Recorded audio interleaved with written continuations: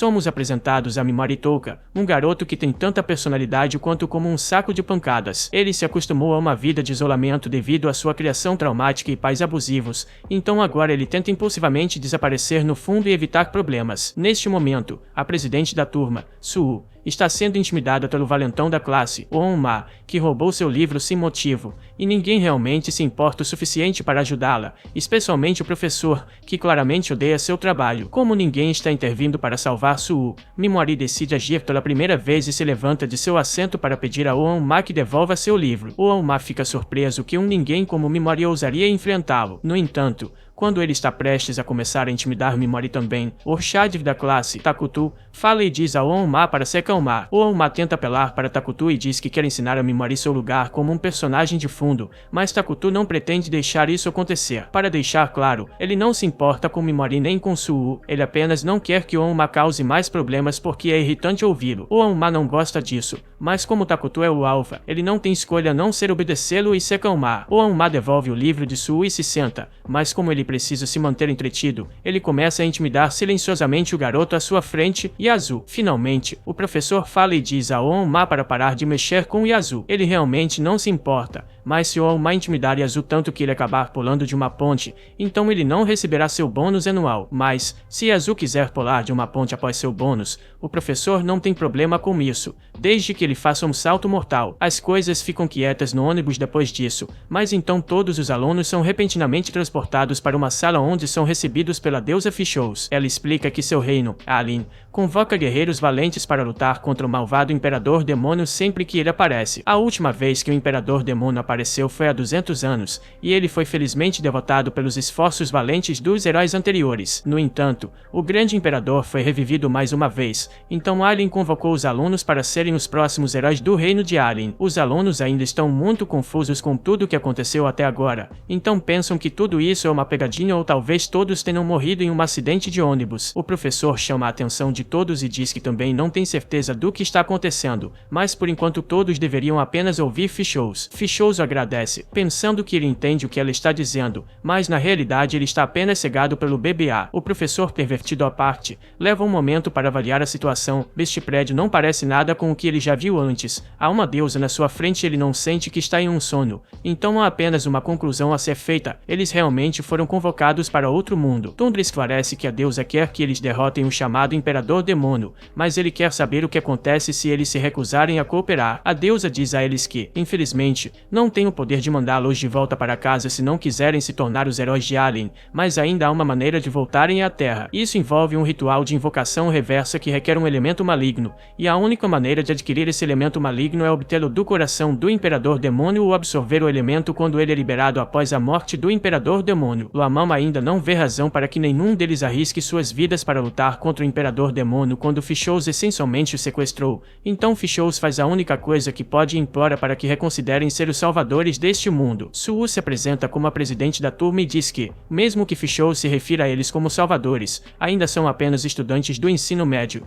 então não seriam de muita utilidade se fossem enviados para a guerra. Fichous diz a ela que não há necessidade de se preocupar com isso, pois eles foram dotados de poderes que nenhum outro ser humano neste mundo possui. Todos acham isso difícil de acreditar, então Fichous decide fazer uma pequena demonstração para provar que habilidades especiais realmente existem. Ela chama um prisioneiro e, em seguida, uma besta demoníaca, que procede a comer o prisioneiro, e depois que o demônio mutila impiedosamente o prisioneiro, Fichous lança uma bola de fogo para incinerá-lo. Isso deve ter traumatizado suficientemente os alunos para que eles aceitem que estão em um novo mundo e, agora que eles começaram a acreditar no que ela está dizendo, Fichous direciona a atenção deles para uma bola de cristal que será usada para avaliar suas habilidades uma por uma. Os alunos se aproximam para terem suas habilidades avaliadas e todos parecem ter aptidão decente. Notavelmente, quando On-ma se aproxima da bola de cristal, ela brilha com uma cor vermelha brilhante, o que significa que ele é incrivelmente poderoso pelos padrões deste mundo. Em seguida, é a vez de tudo, e quando ele coloca a mão na bola de cristal, ela se quebra completamente imediatamente. Todos ficam chocados e confusos com o que acabou de acontecer.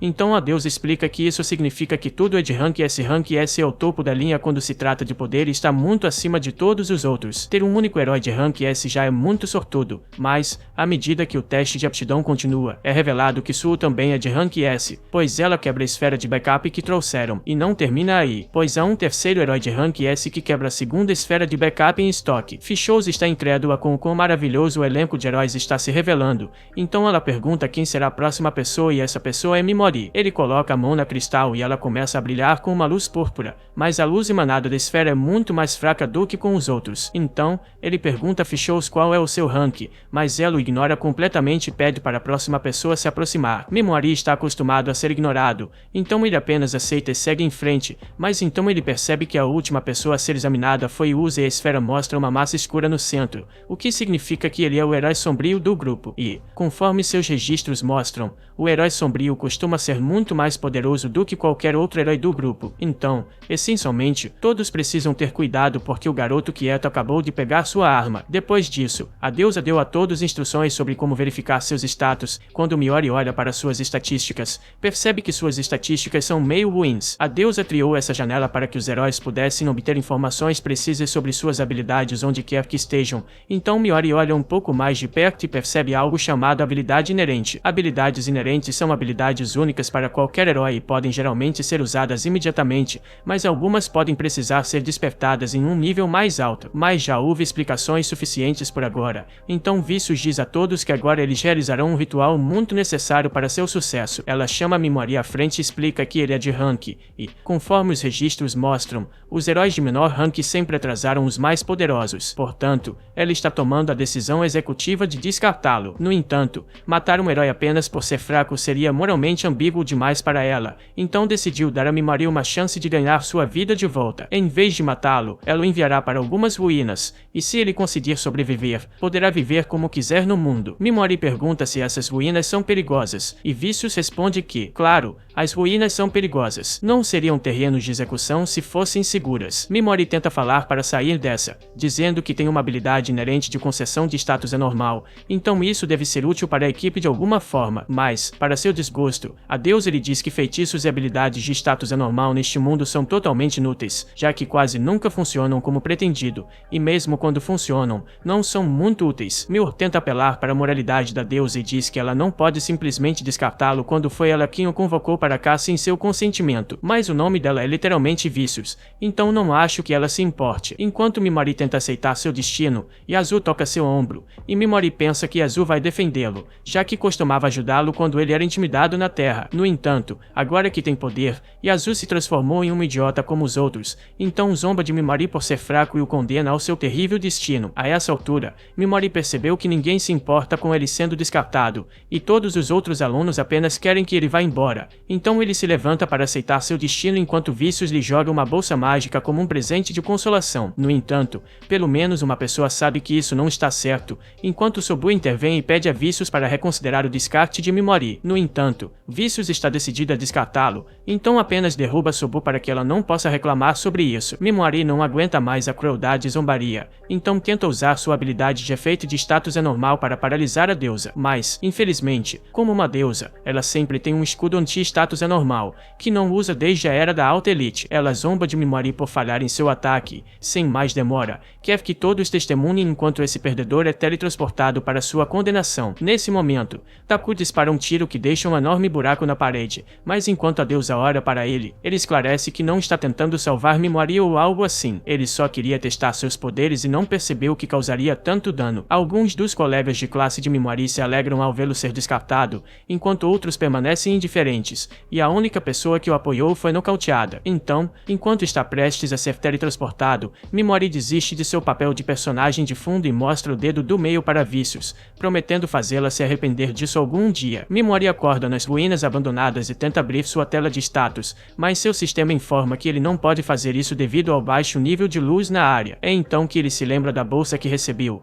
e depois de derramar um pouco de mana nela, ela gera luz suficiente para ele ver novamente. No entanto, enquanto está andando, ele se depara com um esqueleto humano no chão, e o que quer que tenha matado o esqueleto ainda está nas ruínas, então Mimori fica em alerta. Ele acaba tropeçando em algumas pedras, e é uma sorte que fez isso porque conseguiu evitar por pouco um ataque surpresa de um monstro aterrorizante. Ele não tem tempo para pensar ou se preocupar com onde está correndo, porque se parar por um momento, será morto. Enquanto continua a correr, Mimori acaba tropeçando em uma pedra, e quando o monstro se aproxima dele, o que sente não é medo, mas frustração. Frustração pelo fato de ter sido abandonado por todos aqueles idiotas e estar condenado a morrer por causa disso. Ele não tem armas para lutar e nenhuma habilidade útil para usar, já que seus efeitos de status anormais aparentemente têm pouca chance de funcionar. No entanto, isso não significa que ele não tentará usar o que puder para sobreviver. Então Mimori lança paralisia no monstro, e para sua surpresa, funciona. Ele não quer ficar por perto para descobrir por quê, então corre novamente. Enquanto faz isso, pensa consigo mesmo que a paralisia deve ter sido um golpe de sorte, já que Vicious disse que os efeitos de status anormais têm uma baixa taxa de sucesso. Mas, na pressa de escapar, Mimori acaba encontrando outro monstro,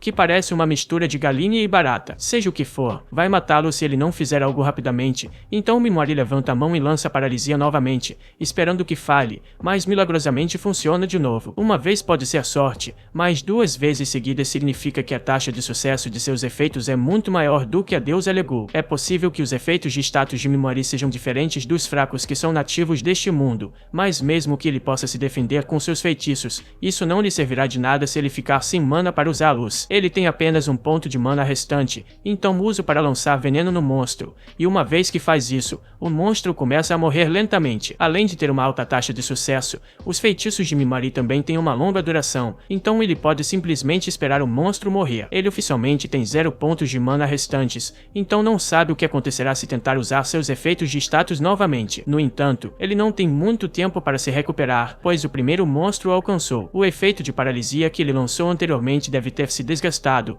mas mesmo sem mana, ninguém virá salvá-lo, então Mimori está preparado para lutar por sua sobrevivência. Ele tenta usar paralisia no Minotauro novamente, mas dessa vez a habilidade não se ativa, então Mimori tem que se desviar. O sistema o informa que ele não pode lançar o mesmo efeito várias vezes em um único alvo, então ele cria um novo plano e lança sono no Minotauro, fazendo-o cair para o chão inconsciente. Uma vez que o monstro está desacordado, Mimori aplica veneno nele também. Parece que não há restrições para empilhar efeitos, mas ele está sem mana, então, se continuar usando suas habilidades, acabará esgotando sua resistência também. Ainda há muitos monstros para ele enfrentar. Mimori começa a usar paralisia repetidamente, eventualmente, consegue parar todos os monstros, mas isso deixa à beira do colapso. No entanto, seus problemas ainda não acabaram, pois mais monstros começam a se aproximar, então ele não tem escolha a não ser continuar usando paralisia até seu corpo não aguentar mais. Não demora muito para ele atingir seu limite e não poder continuar. Ainda há muitos monstros ao seu redor, mas ele sabe que, se tentar usar sua habilidade mais uma vez, isso poderia significar seu fim. Ele não tem outras opções disponíveis, mas, felizmente, quando está prestes a esgotar o último de sua resistência, o Cocatrice que ele envenenou há um tempo atrás morre subitamente, e, devido a isso, o nível de Mimori sobe até 258, e tanto sua mana quanto sua resistência são restauradas. Mimori não entende o que aconteceu no início, mas então persegue o monstro morto e conclui que deve ter ganho experiência porque seu veneno matou aquele. Com sua energia restaurada, ele pode continuar lutando o quanto for necessário. À medida que continua a usar paralisia repetidamente, sua habilidade sobe de nível, levando-o a acreditar que pode melhorá-la com o uso repetido, mas isso ele resolverá mais tarde, já que, por enquanto, ele precisa garantir que possa escapar desse lugar vivo. Com sua paralisia agora no nível 2, Lorei percebe que ele agora tem a opção de selecionar múltiplos alvos de uma vez, então ele faz isso e os monstros ficam imediatamente congelados no lugar. Até agora, seus efeitos de status tiveram uma taxa de sucesso de 100%, então Vicious é provavelmente a única pessoa neste mundo sobre a qual sua habilidade não tem efeito. Ele começa a aplicar veneno em todos os monstros paralisados e, eventualmente, sua habilidade de veneno também sobe de nível, mas ainda há muitos mais monstros aqui, o que significa que ele pode subir ainda mais de nível. Mimori olha para sua janela de status e como subiu de nível. Seus atributos estão muito mais altos do que quando chegou aqui, especialmente sua mana, que agora está acima de 8.000, e a mana é sua única maneira de sobreviver a esse inferno. Mimori faz uma pausa e se senta enquanto espera que o veneno faça seu efeito e, eventualmente, os monstros começam a morrer morrer um por um, elevando ainda mais o nível de Mimori. Quando ele atinge o nível 500, Mimori está bastante confiante de que agora pode sair das ruínas, então se prepara para cuidar dos monstros restantes. No entanto, após verem Mimori matar dezenas deles com facilidade, os monstros têm bom senso suficiente para saber que não devem mexer com ele, então todos fogem. Agora que a área está segura, Mimori vasculha as pilhas de ossos em decomposição para encontrar qualquer saque que possa usar e, após conseguir um manto e uma lâmina, ele parte para escapar das ruínas. Enquanto procura a saída, ele encontra muitos monstros diferentes, mas percebe que enfrenta outro problema: ele não tem comida, então vai morrer de fome em breve se não conseguir algo para comer. Ele está tão desesperado que está até disposto a comer carne de monstro. Então, depois de refazer seus passos, retorna aos cadáveres dos monstros e, relutantemente, começa a esculpi-los para comer o que puder. No entanto, quando um globo ocular salta e Mimori tenta comê-lo, percebe que todo o corpo do monstro tem ácido, então não será capaz de comê-lo afinal. Sem fonte de comida, Mimori acredita que morrerá de fome antes de conseguir sair daqui. Ele não tem mais energia no corpo, mas então percebe a cor de sua bolsa mágica mudando e, como essa é a única fonte de luz que ele tem, corre freneticamente para abastecê-la com mais mana. No entanto, ao fazer isso, sente algo aparecer dentro da bolsa e, para sua alegria, encontra um saco de carne seca e uma garrafa de refrigerante. Ele começa a comer animadamente. Embora isso signifique que seu problema de fome está resolvido por enquanto, ele não sabe ao certo se conseguirá fazer a bolsa produzir comida novamente. À medida que os dias continuam passando dentro das ruínas, Mimori se acostumou a cometer genocídio em massa de monstros com suas habilidades, mas está preocupado que possa estar perdendo sua humanidade por causa disso. Na Terra, depois de sofrer abusos nas mãos de seu padrasto, Mimori estava à beira de ter seu arco de vilão assassino ali mesmo, mas, antes que pudesse perder seu senso de humanidade, foi resgatado por sua tia e seu tio, que o acolheram e deram a ele um senso de normalidade. Ele aprendeu empatia com eles e pensou que tinha se tornado uma pessoa normal como eles, mas, agora, enquanto olha para a montanha de cadáveres sob seus pés, não sente nada. Não há como voltar a ser como antes, então Mimori apenas aceita que agora é um psicopata e segue em frente. Enquanto avança, ele encontra outra seção das ruínas com um monstro de olho flutuante, mas Mimori simplesmente o elimina com seu veneno. Ele segue em frente e encontra uma porta com uma trava mágica e, ao abri-la, encontra uma pequena sala com 2 esqueletos dentro. Ele supõe que devem ter sido pessoas descartadas por vícios também, mas não tiveram a sorte de saírem vivas. Ele vasculha os pertences deles e encontra uma bolsa cheia de gemas. Então, embora se sinta mal por roubar dos mortos, ele percebe que as gemas podem ser valiosas e que ele pode usá-las quando sair daqui, então não se sente mais mal por isso. Ele passa por outros cômodos próximos e eventualmente encontra um que exige uma grande quantidade de mana para ser aberto, mas, uma vez que finalmente o destranca, encontra um esqueleto sentado com uma nota ao lado. A nota diz que o esqueleto era uma vez um homem conhecido como Andan, o grande sábio, e ele era o antigo herói das trevas, o mesmo que Vicious mencionou ser o mais forte de todos. De acordo com a nota de Andan, Vicious o enviou para cá à força depois que ela não tinha mais necessidade dele como herói, e, embora ele fosse poderoso o suficiente para chegar até aqui, claramente não conseguiu escapar, então deixou uma mensagem para ajudar a próxima pessoa que conseguisse chegar até aqui. Vicious pode ter dito que o Lorde Demônio era malvado, mas ela é tão ruim quanto, aos olhos de Mimori, embora não possamos dizer que ele é muito melhor do que ela, já que seu único objetivo é se vingar dela e ele não se importa se tiver que destruir o mundo para fazer isso. Enquanto saqueia o corpo de Anda, ele encontra um livro de artes proibidas, cheio de informações sobre receitas de medicamentos e instruções de ferramentas mágicas que podem ser úteis mais tarde, então decide guardá-lo. Ele também encontra um pergaminho de magia proibida, mas não entende o que está escrito. No entanto, se um grande sábio como Anda fez tanto esforço para mantê-lo escondido até seus momentos finais, então deve ser realmente poderoso e pode até ser forte o suficiente para Mimori eventualmente derrotar a deusa, se ele conseguir decifrá-lo. Mimori está quase pronto para sair, mas antes de ir, ele rouba o manto de Andan porque é mais legal que o seu antigo e dá uma olhada no livro de Andan novamente, mas desta vez vê um aviso sangrento dizendo para ter cuidado com o Devorador de Almas. O aviso ominoso faz Mimori se perguntar se o Devorador de Almas é quem matou Andan. Mimori continua avançando pelas ruínas até encontrar uma porta que ele acha que levará à superfície. No entanto, se esta for realmente a porta final, isso deve significar que o Devorador de Almas de que Anda estava falando está aqui também. Mimori permanece cauteloso com seu entorno e dá uma olhada em seus status para garantir que está preparado para isso. Ele fez tudo o que pôde para garantir que subisse de nível o máximo possível antes de chegar aqui, então só pode esperar que suas habilidades sejam suficientes para derrotá-lo. Mimori eventualmente encontra um rosto assustador e está certo de que este deve ser o Devorador de Almas, então tenta imediatamente usar paralisia nele, mas no segundo em que sai da cobertura, o Devorador de Almas dispara um laser em sua mão. Esta é a primeira vez que algo consegue impedi-lo de usar sua habilidade, e Mimori precisa matá-lo, já que a única saída é usar a gema em sua testa para ativar sua habilidade. Ele precisa dizê-lo em voz alta e estar a uma certa distância, mas nada disso importa se o Devorador de Almas puder atacá-lo antes que ele termine de lançar o feitiço. Enquanto Mimori ainda está pensando no que fazer, o Devorador de Almas sai da parede para ir atrás dele, então ele realmente não tem escolha a não ser lutar agora. Enquanto isso, fora das ruínas, uma garota está tentando escapar de seus perseguidores e decide se esconder nas proximidades, sem saber que uma batalha feroz está acontecendo lá dentro. À medida que o Devorador de Almas se aproxima lentamente de Mimori, ele se pergunta por que ainda não disparou seus lasers nele, mas logo descobre o motivo quando o Devorador de Almas cospe uma gosma roxa que toma a forma de humanos. Estas são as almas das pessoas que o Devorador de Almas matou e estão sendo forçadas a atacar Mimori, então ele é obrigado a paralisá-las. No entanto, ele não consegue se obrigar a usar veneno porque elas ainda são humanas, mesmo que tenham se tornado massas grotescas. O Devorador de Almas gosta de ver Mimori lutando porque ele não pode atacar as almas por razões morais e não pode atacar o Devorador de Almas porque ele reagiria muito rápido. Mimori começa a desmoronar e chorar muito porque diz que não quer machucar outras pessoas e está perdendo aura a cada minuto com seu choro constante, mas, enquanto o Devorador de Almas está se deleitando com as lágrimas de Mimori, ele revela que tudo foi um ato,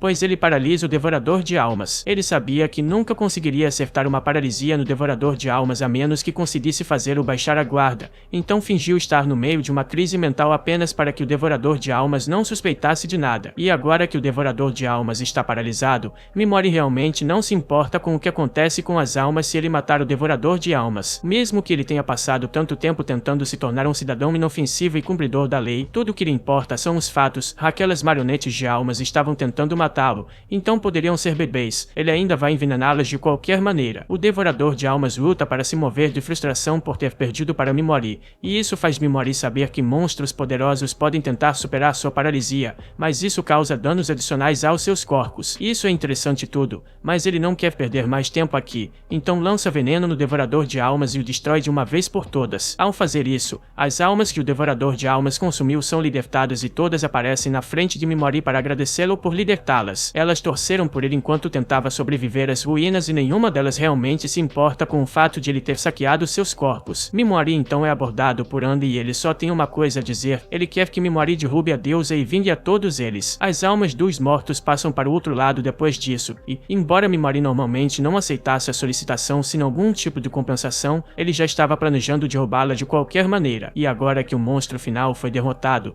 Mimori pode abrir a porta e começar sua busca por vingança na superfície. Enquanto isso, os colegas de classe de Mimori estão todos ocupados caçando para subir de nível, e enquanto Eamano está ocupada perseguindo um lobo, Takuto aniquila facilmente o monstro com sua explosão dracônica, colocando-o no nível 18, e Azul está apenas se divertindo com seus poderes. Enquanto isso, do outro lado da floresta, esta garota está tendo dificuldades para aceitar a situação, mas de repente ela é abordada por Asahi, que avisa Kobato que ela não pode ficar distraída assim, caso contrário acabará se matando. Ela veio porque queria discutir algo com ela, então começa a falar sobre como, mais cedo ou mais tarde, a turma vai se dividir em facções. Há muitos idiotas poderosos na turma, incluindo ela, então não há como eles continuarem se dando bem por muito tempo. É por isso que, quando a turma eventualmente se dividir, ela quer que Kobato se junte à sua facção. Além disso, não é como se Kobato tivesse muitas outras opções, considerando que ela é de classe D. Não há como ela ser aceita no grupo de classe S de Taku, enquanto é de classe D. As irmãs Taka sempre se juntam apenas entre si e Suu provavelmente vai acabar morta antes de muito tempo. Kobato ficou chocado ao ouvir isso, mas Asahi continua dizendo que Kobato precisa pensar bem sobre seu futuro, pois pode acabar sem lugar para ir e sem mares. Saji provavelmente não precisará muito da ajuda dela, já que é de classe B. Ela é uma entusiasta de Oppai e é particularmente fã de Kobato por esse motivo. Agora que Kobato está a bordo para se juntar ao grupo, Asaki chama as outras garotas para trazerem um monstro que capturaram. Ela sabe que Kobato não conseguiu completar a tarefa que a deusa lhes deu,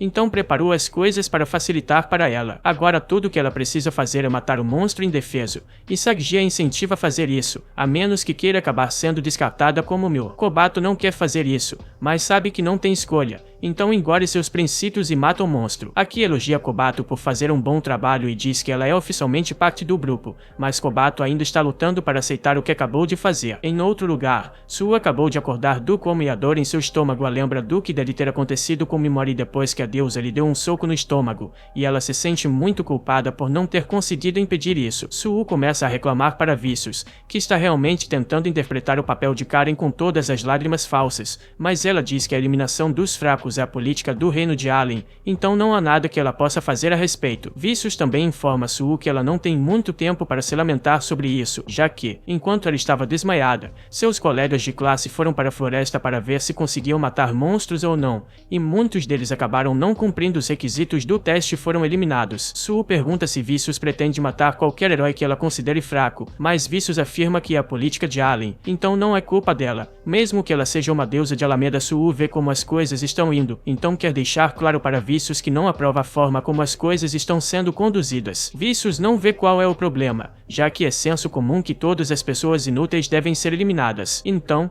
Suu pergunta a Vicious se ela é uma heroína valiosa, já que é de classe S. Vicious responde que Suu é de fato muito valiosa, então Suu propõe um acordo, que ela vai se esforçar ao máximo como heroína de classe S para compensar as fraquezas das pessoas que falharam, e pede que Vicious pare com o plano de eliminação. Vicious diz que pode concordar com esses termos, então estende a mão para tornar isso oficial. Ela também quer se desculpar por socar Suu no estômago, mas ainda acha que estava justificado em fazer isso, já que Suu estava agindo de forma histérica sobre a situação. Suu claramente não se deixa enganar pelo ato gentil de Vicious, mas não tem outra escolha no momento, então concorda em apertar sua mão. Mas, ao sair, ela nota que as mãos de Vicious estão frias como gelo, assim como provavelmente seu coração. Enquanto isso, na Floresta Negra, uma garota está tentando escapar de seus perseguidores e pensou que os tinha perdido. Eles são muito bons em rastrear com base em nada mais do que uma folha quebrada. O deus da espada, Bladen, é capaz de dizer exatamente para onde a princesa Knash fugiu. Ela pode ser capaz de se esconder, mas se continuar cometendo erros como esses,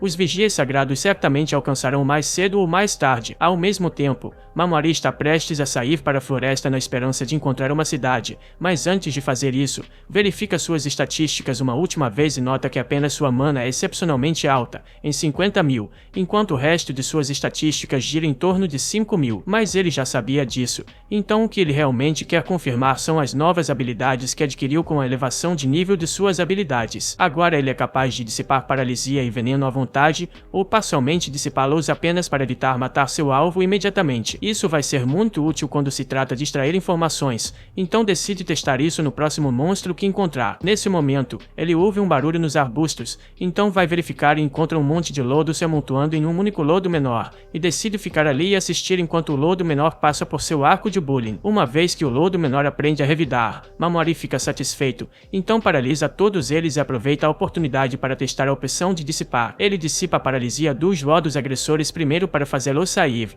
e quando eles se vão, ele diz ao slime menor que não precisa se preocupar, pois ele não tem intenção de matá-lo. Ele está prestes a deixá-lo ir também, mas antes disso, quer se desculpar por não ter ajudado antes. Ele gostou de ver o pequeno slime se defender, então diz ao slime que ele fez um bom trabalho e, após liberá-lo, segue seu caminho. O slime não sabe muito bem o que fazer agora, pois não tem amigos slime para voltar, então decide seguir Mimori. Mimori eventualmente percebe que está sendo seguido, mas não se importa, já que pode usar a companhia. Enquanto isso, a princesa está exausta de toda a corrida que teve que fazer, mas mesmo com a distância que percorreu, ainda consegue sentir a presença dos vigias sagrados por perto, então eles devem estar apenas esperando que ela se canse para capturá-la. Mimori e o slime criaram um certo vínculo, então o slime agora está sentado na parte de trás da jaqueta de Mimori para ficar de vigia enquanto ele dá uma olhada no livro de feitiçaria. Depois de folhear algumas páginas, Mimori encontra a arte proibida que estava procurando, uma que serve para fortalecer monstros. Há até instruções sobre como fortalecer slimes em particular, então isso será útil para Mimori,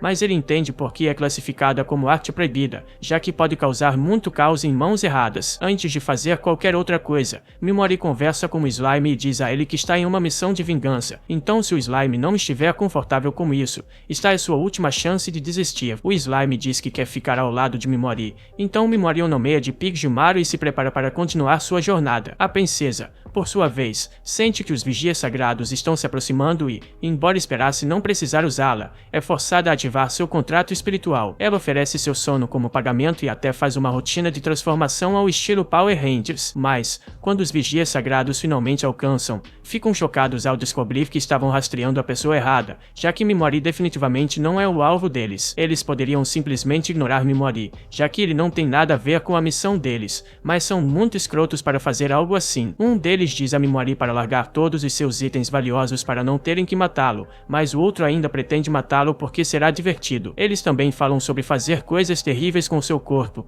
então Mimori já decidiu que esses caras precisam ser eliminados e age rapidamente enquanto os escrotos não estão prestando atenção. Mimori começa a se afastar lentamente, mas enquanto o grupo percebe e acha que ele estava tentando escapar, na verdade ele estava tentando fazer com que todos ficassem dentro de seu campo de visão. Mimori interpreta bem o papel de um covarde fraco, mas enquanto Maggot tenta cortá-lo, ele não perde tempo e paralisa Maggot junto com todos os seus companheiros, já que foi bem sucedido. Mimori agora sabe que seus efeitos de status também funcionam em humanos, então Vicious provavelmente é a única pessoa imune a eles. De volta aos vigias sagrados, esses caras não eram tão intimidantes quanto os monstros que ele teve que enfrentar nas ruínas, mas sua intenção maliciosa era muito pior, então Mimori não tem problemas em matá-los, já que tentaram matá-lo primeiro. Ele lança seu veneno e, após a morte de todos os vigias sagrados, Mimori passa algum tempo saqueando seus corpos. Então, tanto ele quanto Piggimaru sentem algo nas proximidades. Enquanto isso, a princesa tem estado em posição de batalha por um tempo e acaba de perceber que não consegue mais sentir a presença dos vigias sagrados na floresta,